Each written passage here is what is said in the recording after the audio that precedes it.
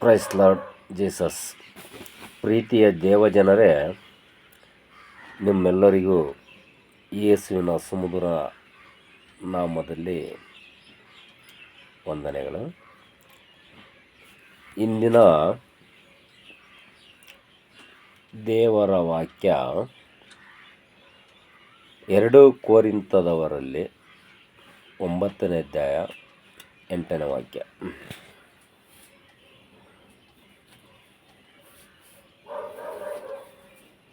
ದೇವರು ಸಕಲ ವಿಧವಾದ ದಾನಗಳನ್ನು ನಿಮಗೆ ಧಾರಾಳವಾಗಿ ಅನುಗ್ರಹಿಸುವುದಕ್ಕೆ ಶಕ್ತನಾದ್ದರಿಂದ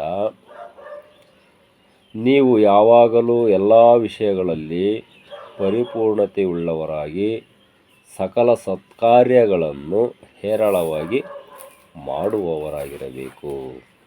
ಸಕಲ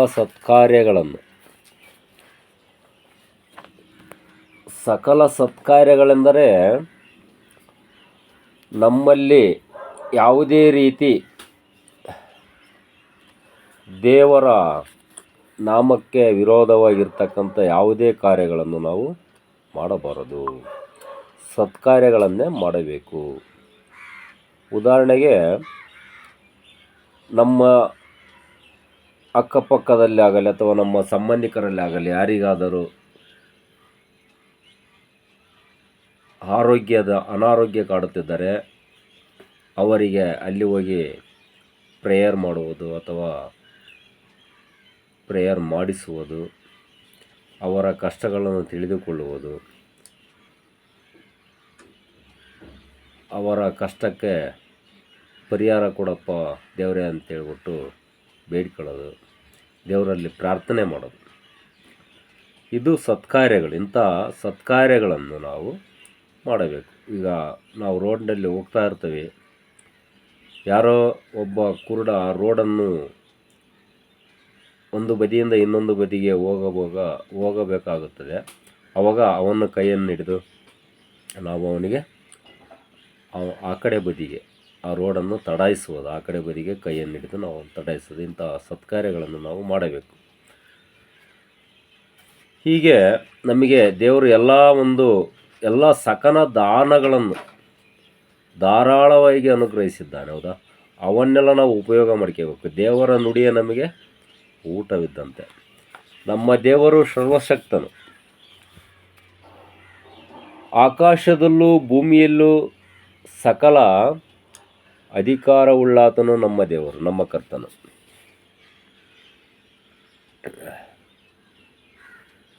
ಆದ್ದರಿಂದ ಆತನು ತನ್ನ ಮಕ್ಕಳಿಗಾಗಿ ಅನೇಕ ಕಾರ್ಯಗಳನ್ನು ಮಾಡಲು ಶಕ್ತನಾಗಿರುವನು. ಯಾವಾಗಲೂ ಎನಿ ಟೈಮ್ ತನ್ನ ಮಕ್ಕಳಿಗಾಗಿ ತಂದೆಯನ್ನು ನಂಬಿರ್ತಕ್ಕಂಥ, ಅವನನ್ನೇ ನಂಬಿರ್ತಕ್ಕಂಥ, ಕರ್ತನನ್ನೇ ನಂಬಿರ್ತಕ್ಕಂಥ ನಿಮ್ಮೆಲ್ಲರಿಗೂ ಸಹ ಅವನು ಯಾವಾಗಲೂ ಯಾವ ವೇಳೆಯಲ್ಲಾದರೂ ನಮಗೆ ಸಹಾಯ ಮಾಡಲು ಶಕ್ತನಾಗಿದ್ದಾನೆ. ಮೊದಲನೇದಾಗಿ ಆತನ ಕೃಪೆಯನ್ನು ಅನುಗ್ರಹಿಸುವನು. ಅನುದಿನವೂ ಆತನ ಕೃಪೆಯಲ್ಲಿ ನಾವು ಹೆಚ್ಚುವಂತೆ ಆತನಿಗೆ ಸಮೀಪವಾಗಿ ಜೀವಿಸಬೇಕು. ದೇವರ ಹತ್ತಿರ ಇರಬೇಕು, ಯಾವಾಗಲೂ ಕರ್ತನ ಹತ್ತಿರ ಇರಬೇಕು. ನಮ್ಮ ಮನಸ್ಸು ಯಾವಾಗಲೂ ಕರ್ತನ ನುಡಿಯನ್ನೇ ನೆನಪಿಸುತ್ತಿರಬೇಕು. ಈಗ ನಾವು ಫ್ರೈಡೇ ಉಪವಾಸ ಅಂತೇಳಿ ಮಾಡ್ತೀವಿ. ನಾವು ನಿತ್ಯ ಉಪವಾಸ ಮಾಡ್ತೀವಿ. ಯಾವ ರೀತಿ ನಿತ್ಯ ಉಪವಾಸಪ್ಪ ಅಂದರೆ, ನಾವು ತಿಂಡಿ ತಿನ್ನೋದು ಬಿಟ್ಟರೆ ಉಪವಾಸ ಅಲ್ಲ. ಅಂದರೆ ಹತ್ತಿರ, ಅಂದರೆ ಹತ್ತಿರ ವಾಸ ಮಾಡೋದು. ದೇವರ ಹತ್ತಿರ ನಾವು ಉಪವಾಸ. ಅಂದರೆ ಹತ್ತಿರ, ವಾಸ ಅಂದರೆ ನಾವು ವಾಸ ಮಾಡೋದು. ದೇವರ ಹತ್ತಿರ ವಾಸ ಮಾಡೋದು ಅಂದರೆ ನಾವು ಯಾವಾಗಲೂ ದೇವರನ್ನೇ, ಕರ್ತನನ್ನೇ ನೆನಪಿಸುತ್ತಿರಬೇಕು. ಈಗ ನಾವು ಚರ್ಚೊಳಗೆ ಕುಂತ್ಕೊಂಡು ನಾವು ನಮ್ಮ ಮನೆತನದ, ನಮ್ಮ ಸಂಸಾರದ ಬಗ್ಗೆ ಏನೇ ಒಂದು ಯೋಚನೆ ಮಾಡ್ತಾ ಇದ್ದರೆ ಅದು ನಾವು ದೇವ್ರ ಹತ್ರ ಇದ್ದಂಗೆ ಆಗಲ್ಲ, ಚರ್ಚಲ್ಲಿ ಇದ್ದಂಗೆ ಆಗಲ್ಲ, ನಾವು ನಮ್ಮ ಸಂಸಾರದಲ್ಲಿ ಇದ್ದಂಗೆ ಆಗುತ್ತೆ. ನಾವು ಮನೆಯಲ್ಲಿದ್ದು ನಮ್ಮ ಮನಸ್ಸನ್ನು ಚರ್ಚಲ್ಲಿ ನಡೀತಕ್ಕಂಥ ಕಾರ್ಯಕ್ರಮದ ಕಡೆ ನಾವು ಗಮನ ಹರಿಸಿದರೆ, ಮನಸ್ಸನ್ನಲ್ಲಿ ಬಿಟ್ಟರೆ ನಾವು ಮನೆಯಲ್ಲಿ ಇರುವುದಿಲ್ಲ, ಮನೆಯಲ್ಲಿ ಇದ್ದಂಗೆ ಆಗಿರೋದಿಲ್ಲ, ಚರ್ಚಲ್ಲಿದ್ದಂಗೆ ಆಗುತ್ತೆ. ಅದೇ ರೀತಿ ನಾವು ಯಾವಾಗಲೂ ನಮ್ಮ ಮನಸ್ಸಿನಲ್ಲಿ ಕರ್ತನ ಒಂದು ಧ್ಯಾನವನ್ನು ಮಾಡುತ್ತಿರಬೇಕು. ಎರಡನೇದಾಗಿ ಆತನು ನಮ್ಮನ್ನು ಬಿಡಿಸಲು ಶಕ್ತನು.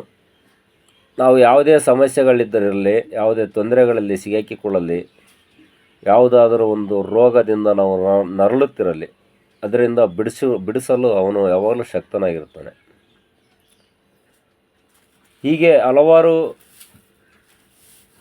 ನೋಡಿ, ಈಗ ದಾನಿಯೇಲನ ಸಾಕ್ಷಿ, ನನ್ನ ದೇವರು ತನ್ನ ದೂತನನ್ನು ಕಳುಹಿಸಿ ಸಿಂಹಗಳ ಬಾಯಿಗಳನ್ನು ಬಂಧಿಸಿದನು, ಅವುಗಳಿಂದ ನನಗೆ ಯಾವ ಹಾನಿಯೂ ಆಗಲಿಲ್ಲ ಎಂದನು. ದೇವ ಮಕ್ಕಳೇ, ನಿಮಗೆ ವಿರೋಧವಾಗಿ ಹೇಳುವಂಥ ವೈರಿಗಳು ಎಷ್ಟೇ ಪ್ರಮಾಣಶಾಲಿಗಳಾಗಿದ್ದರೂ ಕಳವಳ ಪಡಬೇಕಾದ ಅವಶ್ಯವೇ ಇಲ್ಲ. ಅವರೆಲ್ಲರೂ ಕೈಯಿಂದ ಬಿಡಿಸಲು ಶಕ್ತನಾಗಿದ್ದಾನೆ.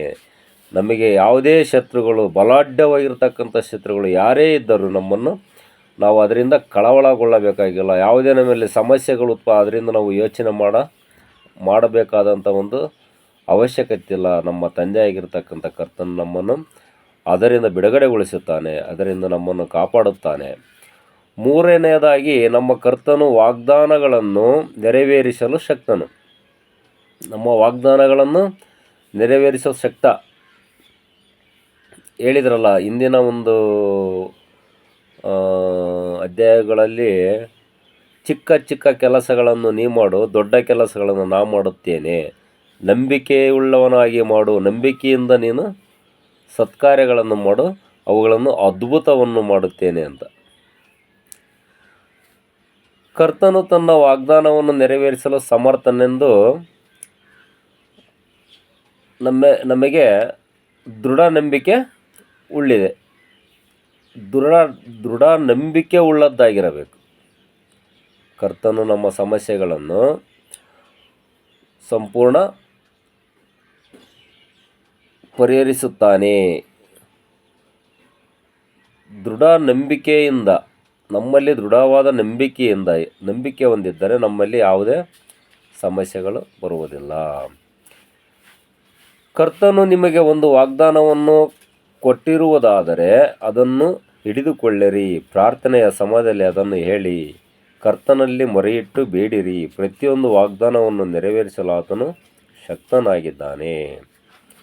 ನೋಡಿ, ನಮ್ಮಲ್ಲಿ ಏನೇ ಒಂದು ವಾಗ್ದಾನವಿರಲಿ ಅದನ್ನು ನಾವು ಹೇಳಿಕೊಳ್ಳಬೇಕು.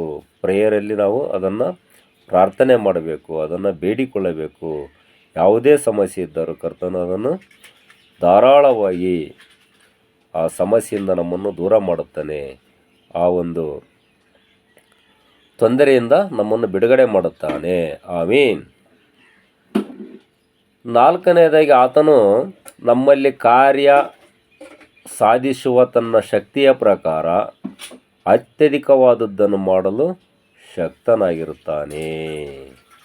ನೋಡಿ, ನಮ್ಮಲ್ಲಿ ಕಾರ್ಯ ಸಾಧಿಸುವ ಶಕ್ತಿ, ಕೆಲಸವನ್ನು ಸಾಧನೆ ಮಾಡ್ತಕ್ಕಂಥ ಶಕ್ತಿ, ಕೆಲಸವನ್ನು ಹೇಗೆ ನಾವು ಪ್ರಾರಂಭ ಮಾಡಿರುತ್ತೇವೆ ಅದು ಯಾವ ರೀತಿ ಅದನ್ನು ನಾವು ಮುಂದುವರಿಸಬೇಕು, ಆ ಕೆಲಸವನ್ನು ಮುಗಿಸಬೇಕು ಎಂಬುದರಲ್ಲಿ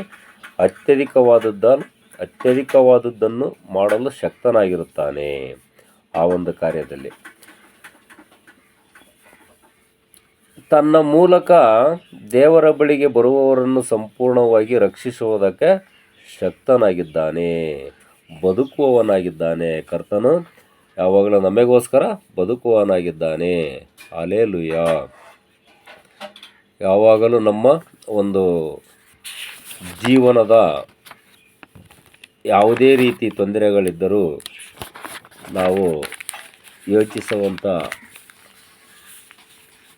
ಮನೋಭಾವನೆಗಳು ಇರುವುದಿಲ್ಲ. ಆ ಯೋಚನೆಗಳನ್ನೆಲ್ಲ ನಮ್ಮಿಂದ ದೂರ ಮಾಡ್ತಕ್ಕಂಥ ಶಕ್ತಿ ಕರ್ತನಲ್ಲಿದೆ. ಆದ್ದರಿಂದ ನಾವು ಯಾವಾಗಲೂ ಕರ್ತನನ್ನೇ ನೆನಪಿಸುತ್ತಾ ಕರ್ತನ ಒಂದು ಧ್ಯಾನದಲ್ಲಿ ಸತ್ಕಾರ್ಯಗಳನ್ನು ಮಾಡುವಂಥವರಾಗಿ ಆ ಒಂದು ಸಮಸ್ಯೆಗಳಿಂದ ನಾವು ಬಿಡುಗಡೆ ಹೊಂದೋಣ. ಅದಕ್ಕೆ ಹೇಳ್ತಾ ಇರ್ತಾರೆ, ನಮ್ಮಲ್ಲಿ ಜ್ಞಾನಿಯ ಗುಣ ಬೇರೆ, ಅಜ್ಞಾನಿಯ ಗುಣ ಬೇರೆ ಅಂತ ಹೇಳ್ತಾರೆ. ನಾವು ಯಾವಾಗಲೂ ಜ್ಞಾನವಂತರ ಗುಣಗಳನ್ನು ಅನುಸರಿಸಿ ಕರ್ತನ ವಾಕ್ಯಗಳೇ ನಮಗೆ ಊಟವಿದ್ದಂತೆ. ಹಲ್ಲೆಲೂಯಾ. ಕರ್ತನ ವಾಕ್ಯಗಳು ನಮಗೆ ಊಟವಿದ್ದಂತೆ. ನಮಗೆ ಒಂದು ಹೊತ್ತಿನ ಊಟ ಇರದಿದ್ದರೂ ಕರ್ತನ ವಾಕ್ಯ ನಮಗೆ ಬೇಕು. ಆದ್ದರಿಂದ ನಾವು ಕರ್ತನನ್ನೇ ನೆನಪಿಸುತ್ತಾ ನಮ್ಮ ಕಾರ್ಯಗಳನ್ನು ಮುಂದುವರಿಸಿಕೊಂಡು ಹೋಗೋಣ. ಆಮೀನ್. ಹಲ್ಲೆಲೂಯಾ.